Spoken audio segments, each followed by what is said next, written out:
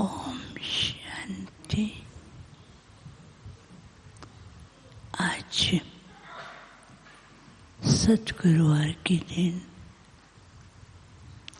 आप सबकी याद लेके जैसे मैं वतन में पहुंची,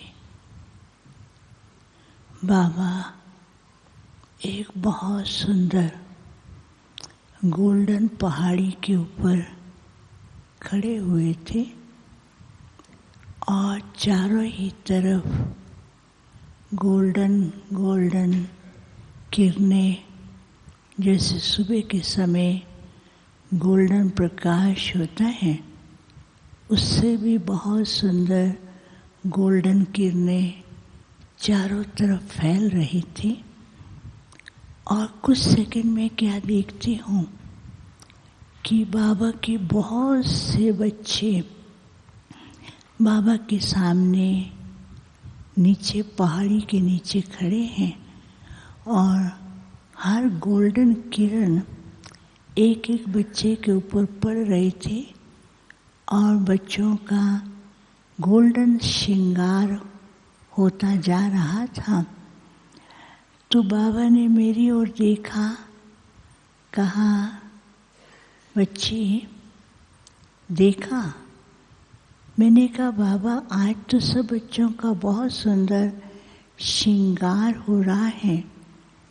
बाबा ने कहा लाडले बच्चे आए हैं, बाप से प्यार है और बाप के साथ के विशेष अनुभव करते हुए ऐसे बच्चों को बाबा देख जो खुशी में झूमते रहते हैं, ऐसे बच्चों का बाबा को भी नाज रहता है।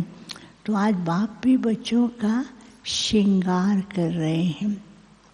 तो इतने सुंदर जैसे श्रृंगारे हुए राज राजेश्वरी की तरह से और डांस कर रहे थे। फिर बाबा को कहते हैं, बाबा आप भी हमारे बीच में आओ ना। तो बाबा ने कहा बच्चे आप सब उड़ कर के मेरे पास आओ। तो बाबा ने कहा, ऐसे बाबा ने बाहें पसारी, दोनों बाहों में ही सारे बच्चे समा गए और वो भी पहाड़ी पर वहाँ पर बाबा के साथ खड़े हो गए।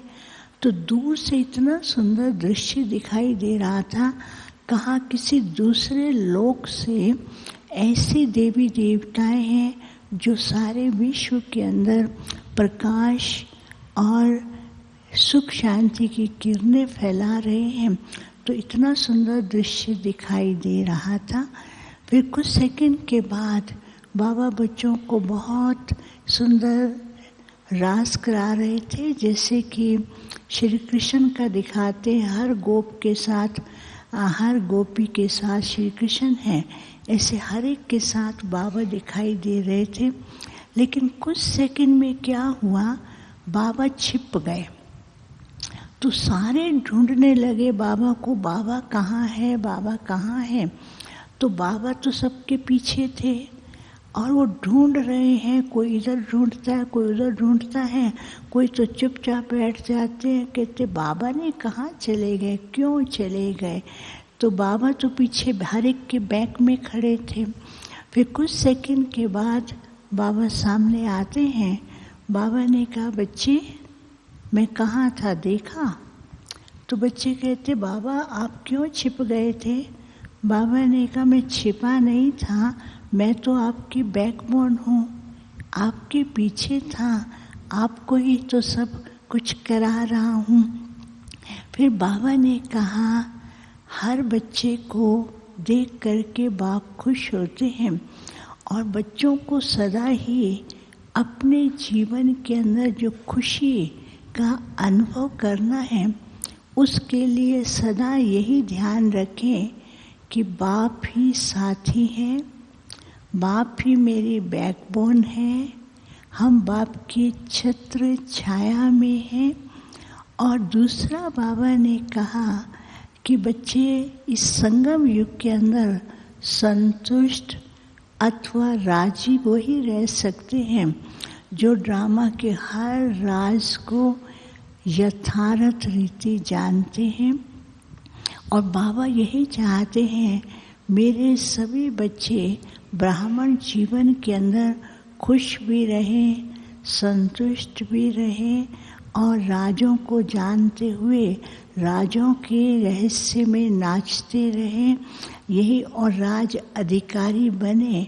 तो बाबा ने कहा कि संगम के अंदर भी अपने राज्य अधिकारी जो बाप ने खजाने दिए हैं उसके अधिकारी, नहीं तो क्या है, माया भी खड़ी है उन खजानों को लूटने के लिए। लेकिन मेरे बच्चे जब निमित्त, ट्रस्टी और बाप का साथ और बाप को कंपेनियन समझ के चलते हैं तो हर हाल में खुश भी रहते हैं, संतुष्ट भी रहते हैं और ड्रामा के राज को जान करके राजयुक्त होकर के राजों में ही नाचते रहते हैं और राज अधिकारी बनते हैं। फिर तो बाबा ने क्या किया, सब बच्चों को फिर से अपने सामने लाया। तो बाबा ऐसे वरदान दे रहे तो बच्चे खुशी में झूम रहे थे। बाबा ने कहा बच्चों की खुशी में ही सारे विश्व के अंदर एक नया राज खुल जाता है। दुनिया वाले भी जानना चाहते कि इनकी खुशी कहाँ से मिली, बाबा के साथ मिली। खुशियों में झूमते रहे और ड्रामा के हर सीन को कल्याणकारी समझ करके संतुष्ट और राजी होकर के चलते रहें। यही बाप जो है बच्चों को वरदान भी देते हैं। और बाप ने फिर बाबा दोनों बाहों में लेकर के बहुत झुमा भी रहे थे। फिर बाबा ने कहा कि आज लाडले बच्चे आए हैं, अपनी खुशी का समाचार बाबा को दिया है। तो बाबा ने सबको अपने हाथ से भोग भी स्वीकार कराया और भोग स्वीकार कराते हुए बाबा ने सबको एक वरदान दिया।